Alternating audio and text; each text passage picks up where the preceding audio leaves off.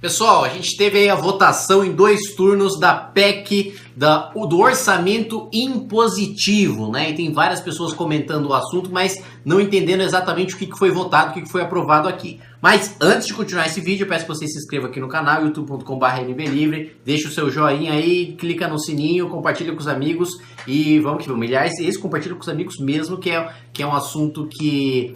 apesar de parecer simples, assim, que você entende só de ler uma manchete, é um pouco mais complexo do que isso, mas eu vou colocar aqui para vocês. Bom, o que a gente votou foi a proposta de emenda à Constituição número 2 de 2015, que altera os artigos 165 e 166 da Constituição Federal. Bom, basicamente é uma PEC que em 2015 foi assinada assim por praticamente todos os partidos políticos, foi assinada pelo então deputado Jair Bolsonaro, pelo deputado Eduardo Bolsonaro, que inclusive nessa votação também votou favorável. Então, de start já tá saindo matéria na imprensa de que a votação foi derrota para o governo. Não foi derrota para o governo coisa nenhuma, o governo encaminhou votação favorável, o PSL votou favoravelmente, os partidos da base do governo votaram favoravelmente e discursaram favoravelmente. Então, isso aí guerra entre os poderes, o governo tá apanhando, que baboseira. Começa daí. O próprio Eduardo Bolsonaro, lá até citei ele no discurso, falei que ele tinha assinado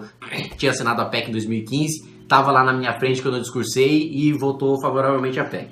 Mas vamos lá. O que basicamente o projeto faz, né? O projeto, ele obriga o Poder Executivo a executar as emendas de bancada. E o que isso significa? Que no parlamento, como em diversos parlamentos no mundo, os parlamentares têm direito a dizer para onde parte do orçamento vai. E é uma parte pequena do orçamento que os parlamentares têm direito de dizer para onde vai.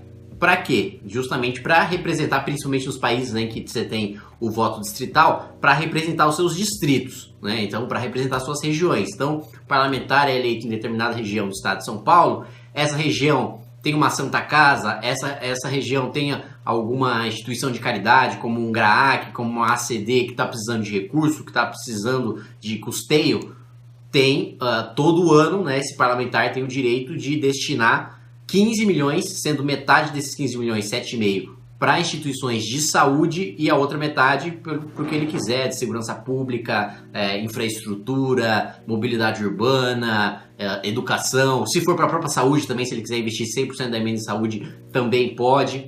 Só que qual que é o problema disso? Qual que era o problema que as emendas estavam gerando?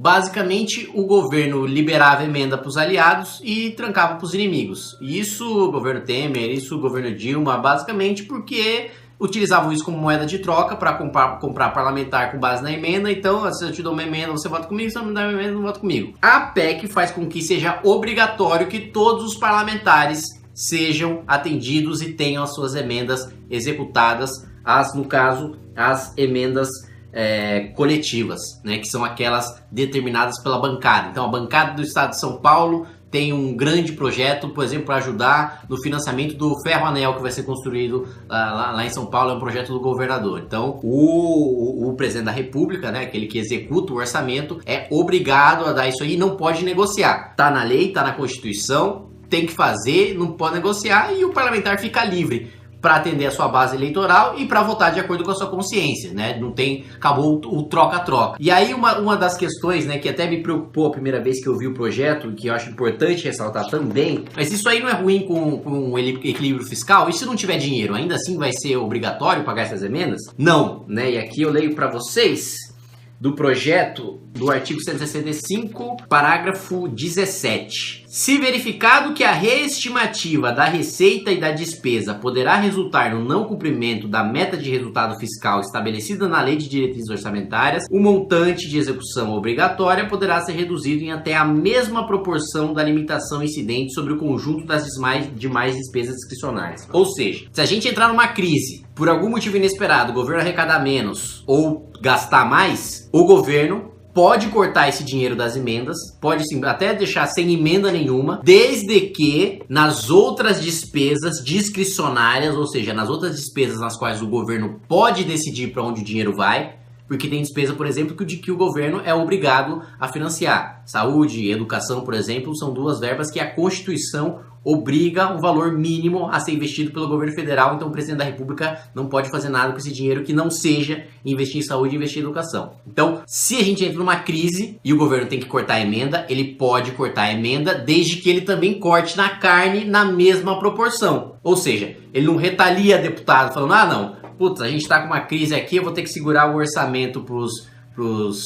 inimigos e liberar para minha base, porque, puta, não vai dar para liberar para todo mundo, então não vai ter mais essa desculpa, né, de, não vou cumprir a meta fiscal, então vou segurar a sua emenda, mas vou liberar dos meus aliados. Não vai mais ter essa desculpa. Libera para todo mundo. Se não der para liberar, ninguém tem também. Tem corte na verba de todo mundo e do próprio governo enxuga a máquina pública e corta as próprias despesas para a gente cumprir a meta fiscal. É um baita avanço na harmonia dos poderes, na independência dos poderes, acaba com uma relação muito pouco republicana de corrupção que você tinha praticamente, não corrupção propriamente dita, mas até uma compra institucional de parlamentares que existiu durante os últimos anos por meio dessas emendas, e agora a gente tem independência para agir sem ter chantagem de nenhum tipo de governo, sem ter chantagem de nenhum tipo de instituição. Agora o parlamento, independentemente da sua composição, não está mais sujeito a nenhum tipo de chantagem do Palácio do Planalto, e o que é uma mudança institucional. Não é para esse parlamento, não é para esse governo, para todos os parlamentos futuros e para todos os governos futuros. É isso aí. Um abraço e até mais. E aí você que quiser ver o meu discurso no plenário sobre esse assunto, né, que eu justamente falo para vocês, que cito o Eduardo Bolsonaro, né, ele estava lá no plenário, só esperar que já vai tocar aí para vocês. Roda o VT. Está iniciada a votação, deputado Kim, depois deputada Érica.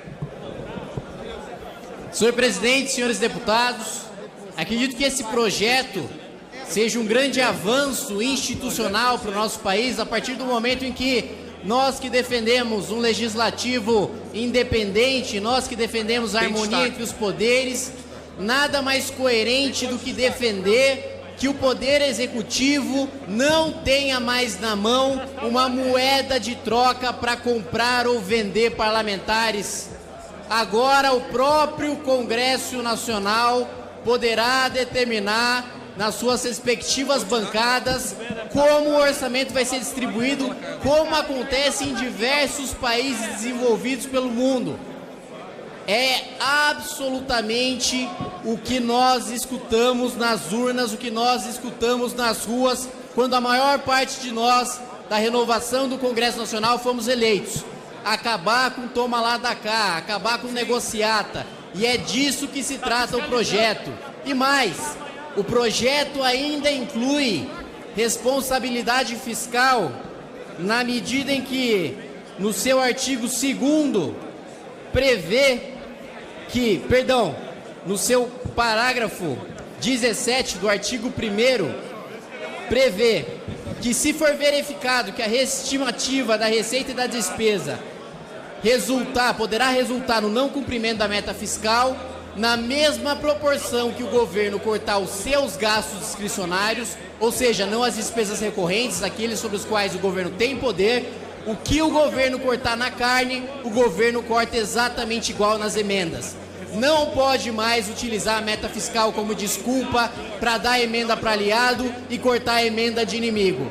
Não dá mais para usar a meta fiscal como justificativa para contingenciar verbas legitimamente votadas neste parlamento, para que nos seus respectivos estados, os parlamentares que hoje, infelizmente, devido ao nosso pacto federativo, precisam repassar esse dinheiro para os estados e para os municípios.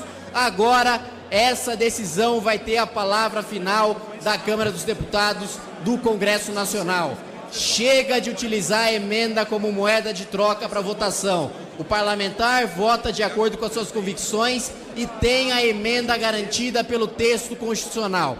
É disso que se trata essa proposta e, justamente em razão disso, tanto eu como o meu partido Democratas vamos votar sim, senhor presidente, para a matéria, e a gente espera também que seja votado a quebra de interstício para que a gente já consiga avançar rapidamente com essa matéria em 2 turnos. E lembrando, porque já tenho certeza que setores da imprensa vão utilizar essa votação para fingir que isso foi uma derrota ao governo, que essa não é uma derrota ao governo, esse não é um ataque ao governo. O próprio presidente Jair Bolsonaro, quando era deputado federal, assinou a proposta de emenda à Constituição. Nosso colega aqui, deputado Eduardo Bolsonaro, também assinou essa proposta de emenda à Constituição. Não se trata de nenhum ataque, retaliação do Legislativo em relação ao Executivo, como algumas matérias da imprensa já querem fazer parecer. Pelo contrário, senhor presidente, é exatamente o que o anseio popular e o que o discurso do presidente defendem. Terminar com o toma lá da cá, parlamentar votando com a sua convicção e emenda garantida pela Constituição. Obrigado, presidente.